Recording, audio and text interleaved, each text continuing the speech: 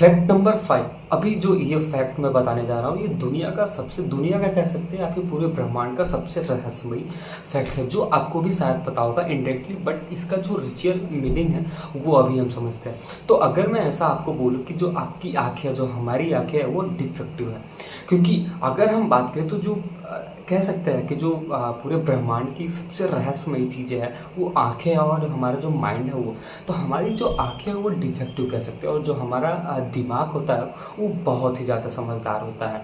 मतलब हमारा जो दिमाग होता है उसको एक माइक्रो कह सकते हैं या फिर मिलियन सेकंड का भी टाइम नहीं मिलता हमारे बॉडी को एक्यूरेट करने या फिर कह सकते हैं इम्प्लीमेंट करने में। अगर लेट सपोज कभी भी हमें मच्छर लगता है, फिर मच्छर काट रहे हैं या फिर कुछ भी ऐसा सपोज होता है, तो सबसे पहले जो हमारा कनेक्शन होता है वो दिमाग के पास जाता है, और दिमाग वो सिग्नल भेजता है हमारे दूसरे हाथ के पास कि आपको राइट हैंड में कोई मच्छर ने काटा या फिर आपको कुछ भी हुआ है, तो उसको जाके बचाओ।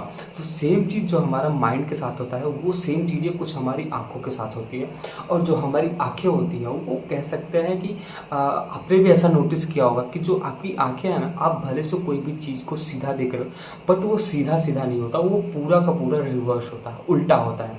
आपने कभी नोटिस किया होगा कि कभी आप अगर शीशा अगर आपके सामने रखा हुआ है और आप शीशे में सामने देखो, तो अगर आप राइट साइड अगर आप हाथ कर रहे हो तो वो लेफ्ट साइड जाता है। तो इसका मीनिंग यही होता है कि जो आपकी आंखें है वो हर एक चीज़ को रिवर्स आपको दिखा रही है। तो अगर आपको ये सच में चीज़ें देखनी है, क्योंकि जो आपकी आंखें होती है ना वो हर एक चीज़ को उल्टा कैप्चर करती है। मतलब आपने ये चीज़ तो पढ़ा ही होगा, जो कॉनकेव और कॉन्वेक्स लेंस है, तो हमारे आंखों में भी ये लेंसेस लगे होते हैं। लेंस की हेल्प से हम किसी भी चीज़ को देख पाते हैं। बट जो हमारा माइंड है ना, वो माइंड हमारा कन्वर्ट करके उसको एक्चुअल फॉर्मेट में हमें दिखाता है, तब हम जाके कोई भी चीज़ को अच्छे फॉर्म में देख सकते हैं। बट अगर मैं आपको रियल एग्जाम्पल दूँ, तो आप कभी भी इसको अपने घर पे एग्जाम्पल मत ट्राई करना है, फिर आप खुद भी इसको मत ट्राई करना। बट मैंने सच में इसको रियल में अपने खुद एक चश्मा, मैंने खुद भी इसको इम्प्लीमेंट किया। कुछ ऐसा किया कि एक चश्मा लिया, मैंने उसको लगभग 4 से 5 दिन के आसपास यूज किया, और वो चश्मा जो है उल्टा मैंने लगाया। मतलब हर एक चीज़ें उल्टा बेसिकली दिखाई देती है, तो मैंने उसको उल्टा किया। 4-5 दिन बाद मैं ऐसा देख रहा हूँ कि लगभग 3 दिन बाद मुझे हर एक चीज़ जो नॉर्मल चीज़ें उल्टा दिखाई दे रही थी, वो उसके बाद मतलब 4 या 5 दिन के बाद वो चीज़ें सीधा दिखाई देने लगी। बट प्रॉब्लम तो ये हुआ मुझे सबसे ज़्यादा कि जब मैंने उसको वो चश्मा मैंने निकाल दिया, 4 दिन लगातार यूज़ करने के बाद जब मैंने चश्मा को निकाल के बाहर रख दिया, तब मेरी जो माइंड कह सकते हैं वो वापस से उल्टा ही हर एक चीज़ देखने लगा। मतलब हमारी जो आँख है उसको ऐसा पता चलेगा कि अभी मैं यही उल्टा चीज़ देख रहा हूँ, और हमारे माइंड को भी पता लग पाया कि ये चीज़ें अभी हमें किस हिसाब से प्रेजेंट करना है। तो ठीक उसी प्रकार से जो हमारा माइंड है और हमारा जो आँख का कनेक्शन वो इस हिसाब से बैठता है, लेंसेज को आपस में कन्वर्ट कर देता है, और हमारा जो उसमें जो सबसे इम्पोर्टेंट रोल प्ले करता है वो होता है हमारा माइंड।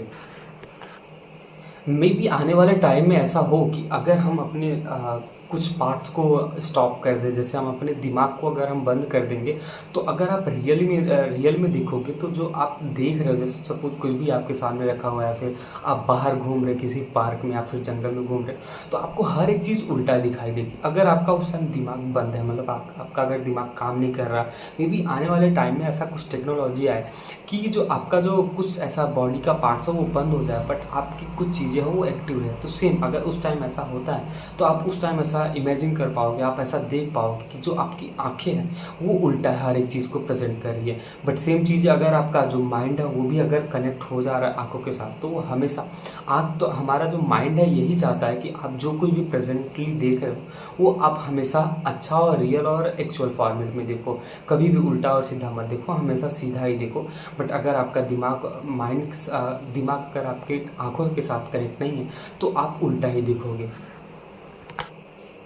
Fact number 5। अगर मैं आपको ऐसा बोलूँ कि जो आपका हड्डी है, जो हमारे पूरी बॉडी में हड्डियाँ होती हैं, और अगर मैं आपको बोलूँ कि जो हमारे पास दांत होता है, उसमें दोनों में सबसे ज़्यादा मजबूत क्या है, तो आप यकीन मानो कि जो हमारा दांत होता है वो सबसे ज़्यादा स्ट्रांग होता है। इवन जो हम घर बनाते टाइम कोई भी मसाला यूज़ करते हैं, आपको मसाला तो पता ही होगा, तो मसाला जो हम यूज़ करते हैं उससे भी बहुत ही ज़्यादा स्ट्रांग है।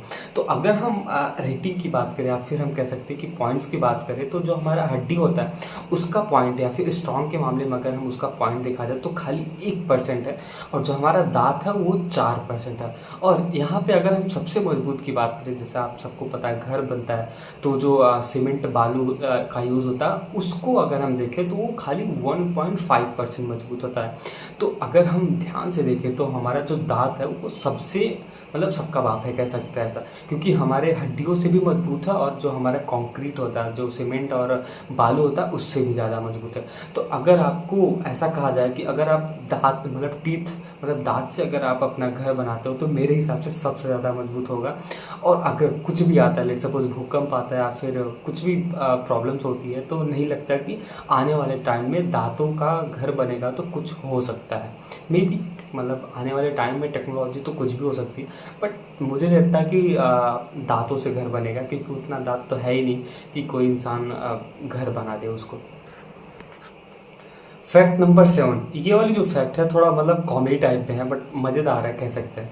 कि अगर हम बात करें तो जो हमारा जो फाल्ट होता है, जो इंसान गैस बेसिकली छोड़ते हैं, वो धरती पे तो बहुत ही आसान होता है, कभी भी कोई भी इंसान छोड़ देता है। आपके भी घर में ऐसा देखा होगा कि जो पेरेंट्स होते हैं लाइक, या फिर जो दादा दादी ये लोग मतलब होते हैं, वो कभी भी कहीं छोड़ देते हैं। बट मैं अगर आपको ऐसा बोलूँ कि जो एस्ट्रोनॉट्स होते हैं, जो मतलब धरती को छोड़ के किसी और प्लैनेट्स पे जाते हैं, सपोज मून पे या फिर किसी और प्लैनेट्स पे जाते हैं, तो वहाँ पे आप फार्ट भी नहीं कर सकते, क्योंकि आपको एक चीज़ पता होता है, ये फार्ट होता है ये एक टाइप का गैस होता है बेसिकली। क्योंकि मस्ती में सब बोलते हैं ना कि अगर आपका गैस खत्म हो गया तो बैठ के आप भर दो ऐसे ही, तो ऐसे ही नहीं बोलते, क्योंकि उसमें मीथेन गैस पाया जाता है। और मीथेन गैस अगर वो बहुत ज़्यादा बंच में, अगर वो बहुत ज़्यादा कह सकते हैं, अगर वो बहुत ज़्यादा इकट्ठा है तो वो आग भी लगा सकती है, आग भी जला सकती है।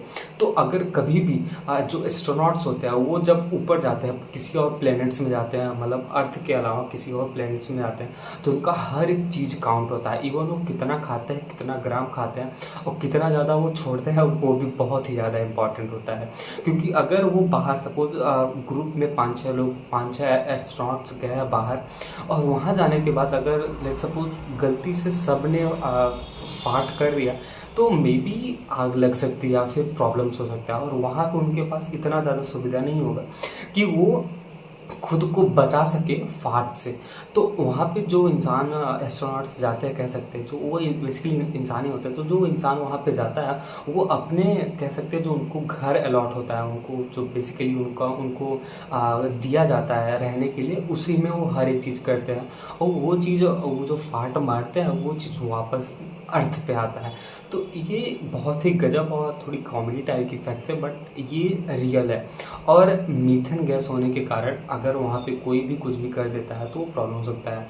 तो सोचो मतलब यहाँ पे तो कभी भी कोई भी इंसान छोड़ देता है, बट फाट मारना भी बहुत ही मुश्किल वाली बात है, तो कह सकते हैं। फैक्ट नंबर 10, तो आपने ओलंपिक 2024 का तो मैच देखा होगा, बहुत सारे मैच ऐसे थे जैसे भाला फेंकना या फिर कबड्डी या फिर कुश्ती या फिर शूटिंग वाला। तो ये जो ओलंपिक स्टार्ट हुआ था अभी 2024 आ गया है, बट अगर हम बात करें ओलंपिक स्टार्ट होने की, तो ओलंपिक लगभग 1886 में स्टार्ट हुआ था। उस टाइम जो ओलंपिक का जो हमें मेडल मिलता था, जो इंसान जीतता था फर्स्ट या फिर सेकेंड आता था, जिसको गोल्ड एक्चुअली मिलता था, उसको प्योर गोल्ड मिलता था, 100% सोना ही मिलता था। बट अभी के मामले में अगर हम देखा जाए तो अभी के मामले में खाली जो मेडल बनता है वो बनता है सिल्वर का, उसके ऊपर खाली पॉलिशिंग कर देते हैं गोल्ड का।